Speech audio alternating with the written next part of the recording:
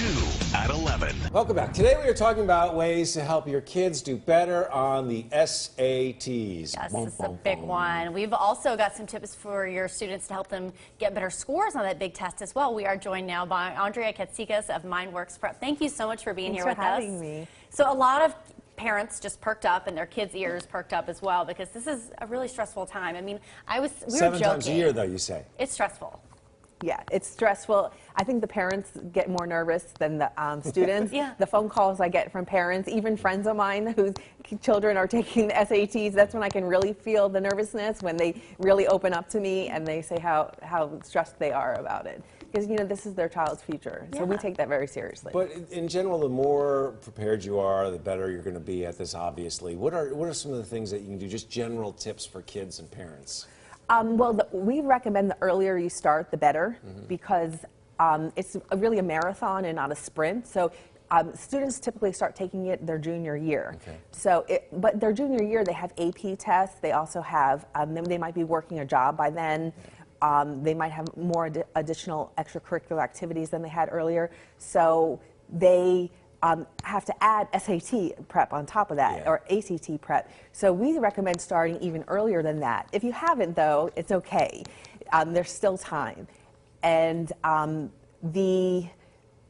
the earlier you start is definitely better. Yeah. What kind of tips do you have for parents out there who want to make sure their kids are prepared as they can be? I would recommend some casual reading, because that helps with the reading comprehension. And I would recommend, you know, a prep course, definitely, not trying to do it on your own. And we have our SAT boot camp at Vanderbilt on September 8th. And we definitely see like 200-point score increases. Oh my goodness. From, when the student is engaged, we see an average of 200-point score increases. Is the big ones in October, is that so that you have time to retake it if you need to? Is that why that one loads up pretty quick? That one loads up because it attracts juniors and seniors. Yeah. Seniors taking it for the last time before they have to apply for their, get their applications in. That makes and then sense. juniors taking it for the first time, or also the PSATs are in October. Yeah. So a lot of students want to prepare. It's the same preparation for the PSAT and the SAT. Okay. So a lot of students want to prepare for the PSAT before they take it. Sure. And this also helps with getting scholarships too, right? This helps with scholarships, and we also offer scholarships to our boot camps because it's very difficult for some families to afford SAT prep. It can be very pricey, although we try to keep our costs low so it's affordable for everyone. But we do offer scholarships for low-income students to attend our SAT boot camps at no charge or partial payment. And so we like to prepare all students for that. Yeah. The boot camp, is it just a full day of sitting there in groups and talking about these tests and how to take them, strategies for taking them, how to go through the test? It's a one-day, I would say, intensive, but it's definitely a whole experience. You know, we play music for the kids. We feed them a ton of food that teenagers like.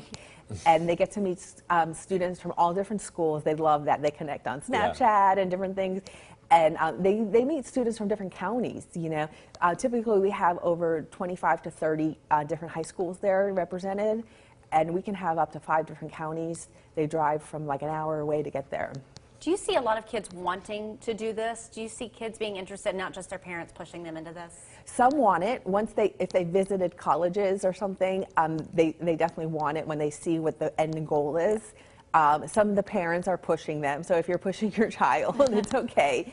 And, you know, the good thing about our boot camp is it gives them the college experience. They get to be on a college campus for the day, and sometimes that's the only opportunity that the students have had yet to be on a college campus. So it's like a twofer for the parents. Yeah. It's for these kids, it's kind of it's becoming more and more important to shine in the SATs and ACTs, just to stand out, that final stamp of I did it, with all the standardized testing going on now. Yeah, it's the safe school. It's become much more competitive. The safe schools aren't as safe anymore. Like when we went to school, the schools that were safe for us, they're not as safe anymore. Yeah. It's much more competitive. Just this world is more competitive, so it trickles down to our students too. Okay. Andrea Katsikas, thank you so much. We appreciate your time. Thank you.